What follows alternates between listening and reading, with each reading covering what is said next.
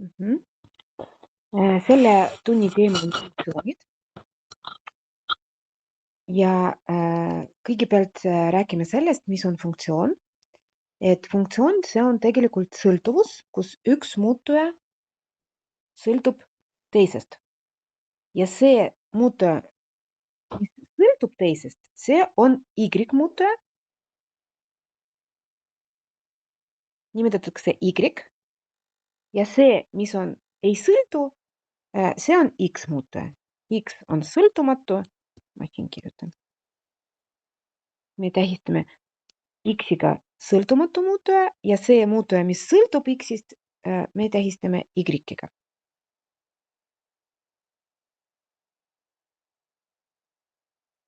Ja see seos, see sõltuvus, millest iga sõltumatu muutuja X väärtusele vastab üks kindel sõltuva muutuja Y väärtus, nimetatakse funktsiooniks ja enne me kasutasime selline tähistus, et me lihtsalt kirjutasime näiteks Y võrdub 2x plus 3, see on näiteks lineaarfunktsioon, et see funktsioon me tegelikult teame, mis see on.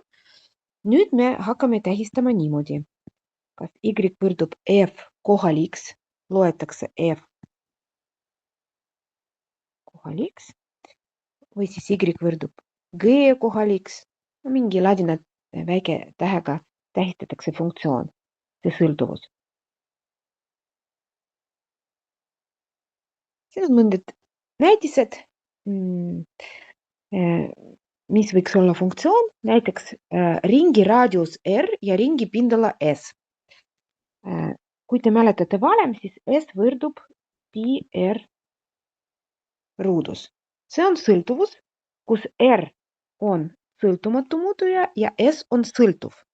Kui me paneme näiteks R asemel 1, siis me arvutame ringi pindalat ja see pindala sõltub R-ist. Võib seda seost kirjutada niimoodi. Y võrdub pi X ruudus. See on siis sama, aga rohkem funktsiooni moodi näeb välja. Siin on veel näidised. Ruudu külg X ja ruudu ümbermõõt P. P, see on 4 korda X. Ehk kõik küljed liidame kokku.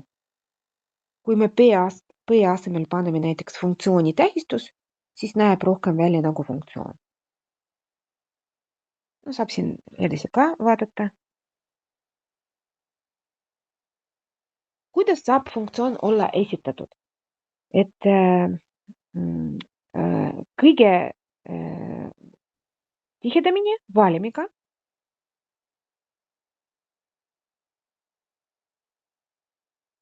no näiteks F kohal X võrdub X ruudus miinus 4X. See on ruutfunktsioon valimiga. Võib olla ka tabel. Tabel on ka tuttav. No näiteks mõned X-i väärtused antud ja vastavad Y-i väärtused. Ja siis saab teha graafik ja saab ka teha valem. Ja graafikuna.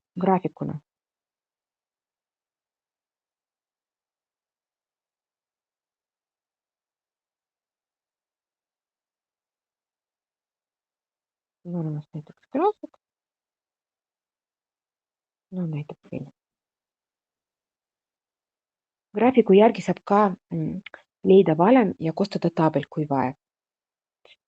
3 erinevat varianti, aga tihedamini me kasutame seda varianti.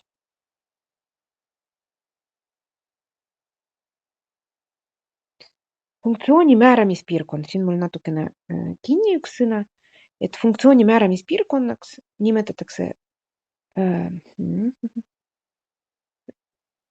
siin oodake ma ei saa seda kahjuks võtta. Et see määramispiirkond koosneb kõike muutuja X-i väärtusest, mille korral on võimalik funktsiooni väärtust arvutada. Mis tähendab siin funktsiooni väärtus? See on Y-i väärtus. Funktsiooni väärtus sama tähendusega nagu Y-i väärtus, sest et Y ongi see funktsioon. Et kui me võtame mingi x-i asemel võtame x-i asemel mingi arvu ja kas me saame y-i väärtuse arvutada või ei saa. Kui mõne arvu puhul me ei saa y-i arvutada, siis see väärtus ei ole funktsiooni määramispiirkonnas. Praegu edaspidi me vaatame praktikas, mis see tähendab. Ja on olemas ka funktsioonil muutumispiirkond ja funktsiooni muutumispiirkonna y moodustavad kõik muutuja y väärtused, mille vastavad muutuja x väärtusele funktsiooni määramispiirkonnas.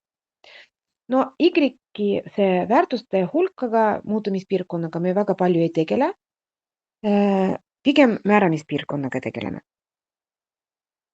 Õpikus see on olemas ja programmis olemas, aga praktikas väga harva küsitakse. No näiteks võtame esimene funktsioon y võrdub 3x plus 4. See on lineaarfunktsioon.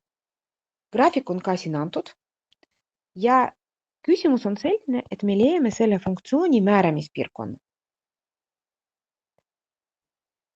Määramispiirkond tähendab, et kõik sellised x-id võtame, mille jaoks võimalik y arvutada. Kas on mingisugused piirangud siin, et mingi arvu me võtame ja y ei saa arvutada? Sellist vist ei ole. Ükskõik, mis x asemel arvu me võtame, -10, 100, saab y arvutada. Saab küll siin, kui on -10. Ja kui on 100 näiteks, siis ka võimalik. Ehk sellist arvu ei leia, et me võtame seda x asemel ja y ei saa arvutada. See tähendab, et meie määramispiirkond, suur x, tähistus määramispiirkonna jaoks on suur x. See suur x võrdub r, reaalarvude hulk,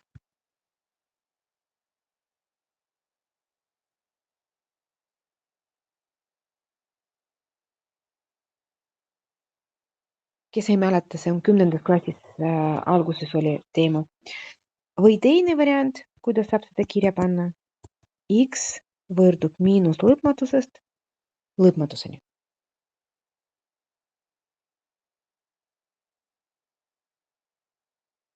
Ehk see sama nagu kõik reaalarvud, et valige üks variant, mis meeldib rohkem, et seda kirja panna.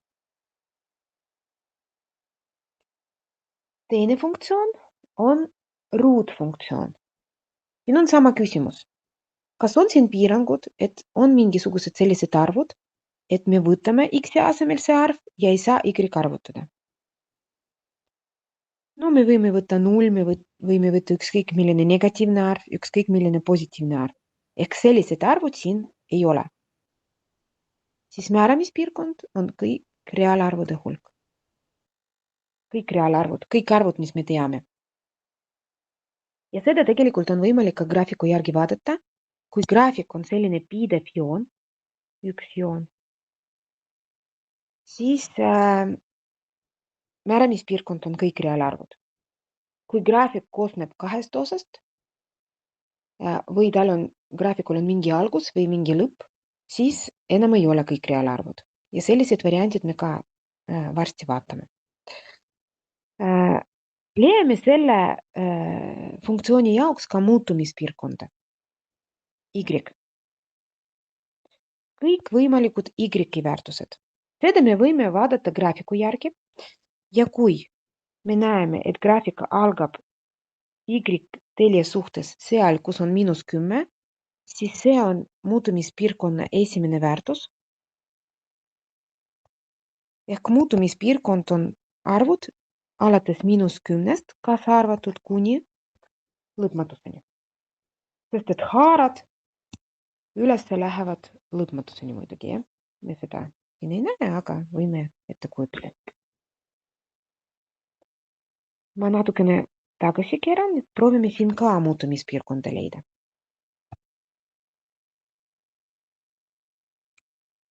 Siin graafik on sirge joon. Siin ei ole algust ega lõppu. Y telje suhtes ka. Siis siin on miinus lõpmatusest lõpmatuseni muutumispiirkond või Samamoodi saab kasutada R-i, et reaalarvude hulk. Aga muutumispiirkonda me vaatame teiega ainult, võime vaadata ainult graafiku järgi. Määramispiirkonda me võime ka leida ilma graafikut. No vot näiteks antud selline graafik. Siin on 2 küsimust. Leiame määramispiirkonda ja leiame muutumispiirkonda. Määramispiirkond. Nüüd graafik meil ei ole üks joon, see ei ole pidev joon. See koosneb ühest osast ja teisest osast. See tähendab, et eksisteerib mingi arv, mis ei kuulu selle graafiku sisse, mingi x-i väärtus, mille y-i väärtus ei ole arvutatud. Ja see arv on 0. Kirjutame me seda niimoodi. Miinus lõpmatusest 0-ni on esimene osa. See on siis see, ehk graafik on see kaar. Ja teine osa on 0-st lõpmatuseni. See on siis määramispiirkond ja vaatame graafiku järgi muutumispiirkonda. Siin on sama lugu, et y-telje suhtes kuni 0-ni üks osa ja peale 0 teine osa.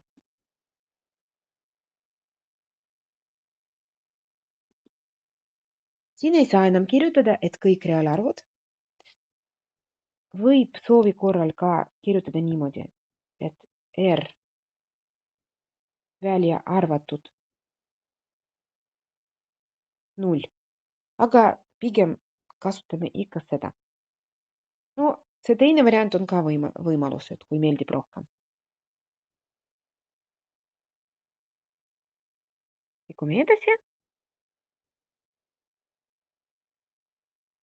Nüüd esimene, sama ülesanne, et me leiame nüüd ainult määramispiirkonna. Muutumispiirkonnaga me enam ei tegele, ainult määramispiirkonnaga. Esimene funktsioon. See on lineaarfunktsioon. Me teame, et lineaarfunktsiooni graafik on sirgejoon. See on pidev joon. See tähendab, et määramispiirkond on kõik reaalarvud. Ja niimoodi saab vaadata, et iga lineaarfunktsiooni määramispiirkond on kõik reaalarvud. Ükskõik, mis lineaarfunktsioon on. Teine. See on ruutfunktsioon. Ruutfunktsiooni graafik on parabool. Parabool on jällegi pidev joon. Siin ei ole piirangut x-i jaoks. Ehk määramispiirkond on kõik reaalarvud ja me teeme järelduse, et iga ruutfunktsiooni määramispiirkond on kõik reaalarvud. Ehk lineaarfunktsiooni puhul ja ruutfunktsiooni puhul määramispiirkond on kõik reaalarvud alati.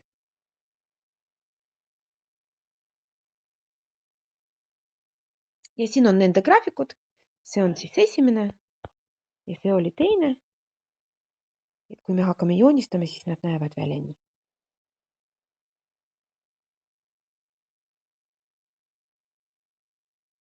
Kolmas.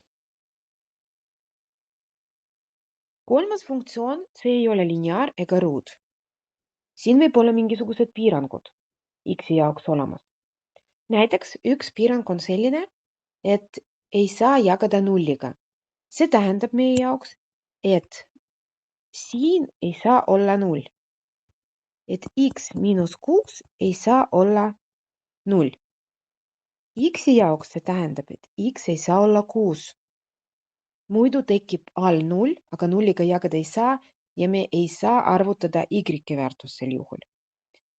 Määramispiirkond on nüüd mitte kõik reaalarvud, siin on üks piirang 6. Miinus lõpmatus kuni 6. Ja alates 6 kuni lõpmatus on uus osa.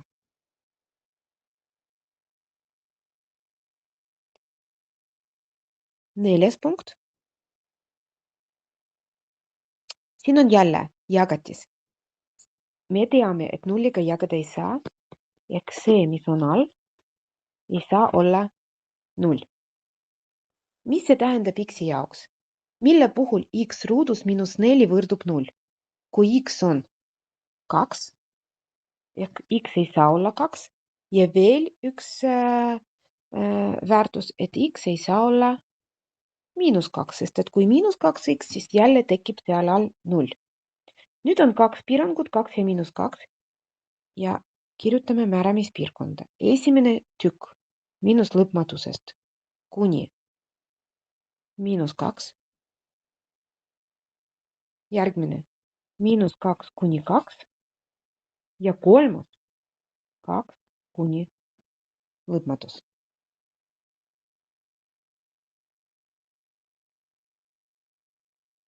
Mul on siin antud ka graafikud pandud, see on kolmas. See on kolmas.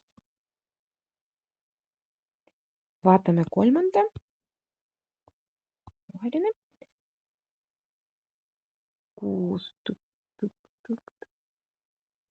See on see 6. Mäletate, et seal oli lõpmatuses kuni 6 ja 6 kuni lõpmatus. Ehk see on see esimene osa ja see on see teine osa. Ehk kui meil ei ole antud näiteks valemi, funktsiooni valemi, meil on antud graafik, siis graafiku järgi me tegelikult saame ka seda leida. Ja neljanda graafik on selline, seal oli lõpmatus kuni -2, see on see osa, -2 kuni 2 ja 2 kuni lõpmatus. Koosneb 3 osast. Sellised variantid ka olemas.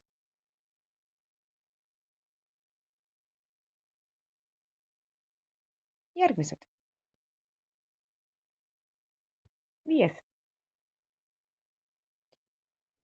Murd. Murd meie jaoks tähendab piirang. Ja piirang on selline, et see, mis on all nimetajas, ei saa olla 0. X ei saa olla 4. X ei saa olla -4. Määramispiirkond. Lõpmatus kuni -4. -4 kuni 4. Ja 4 kuni lõpmatus. Et murruga ma loodan, et enam-vähem selge, et see, mis on nimetajas, kui seal on x muidugi, see ei saa olla 0 ja siis x jaoks tekivad piirangud. 6.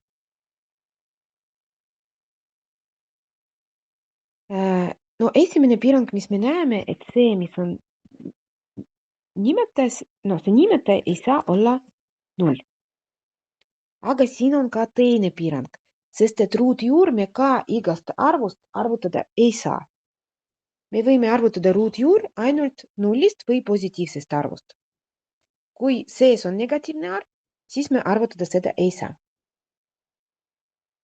Seda piirangu me kirjutame niimoodi.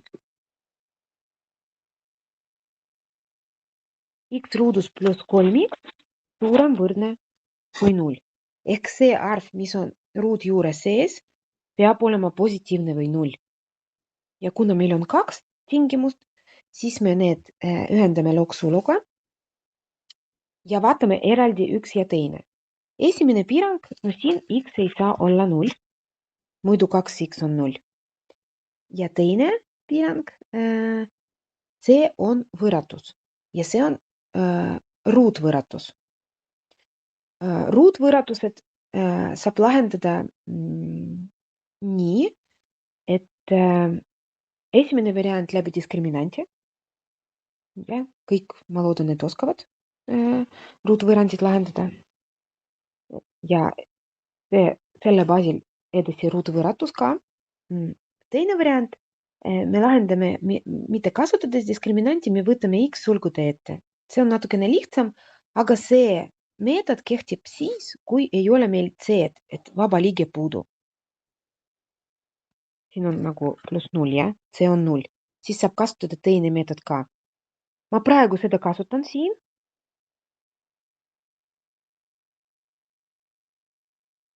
Et ma võtan x sulgude ette, x pluss 3 sulgudes.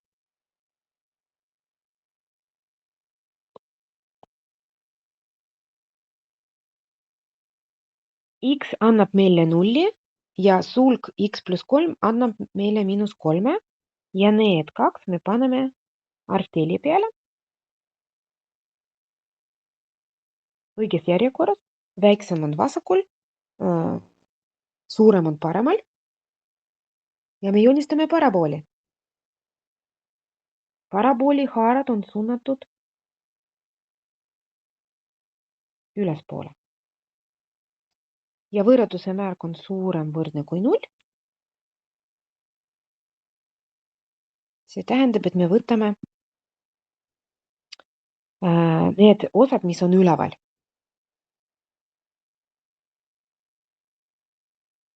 Ma kasutan ikka jälle sinist värvi.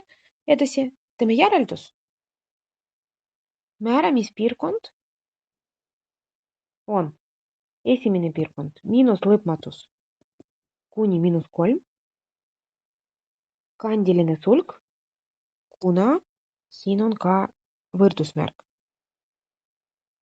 Ja 0 kuni lõpmatus.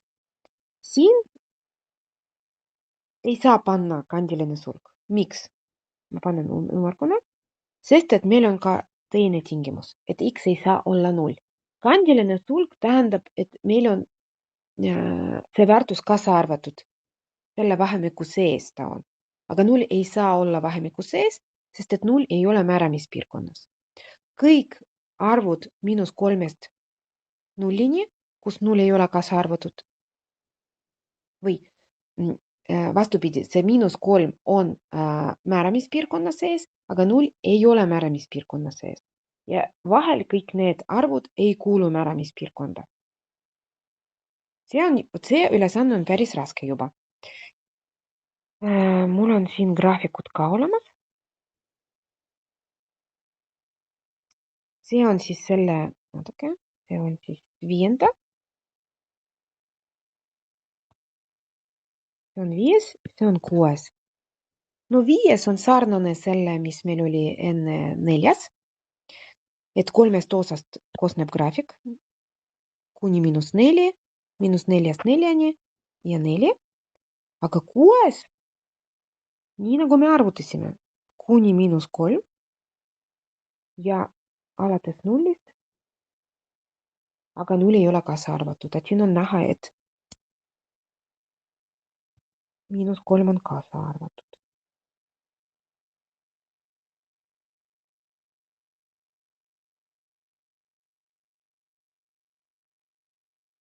Et graafiliselt see näeb välja nii, aga arvutamise teel saab seda ka leida, mis me tegime enne.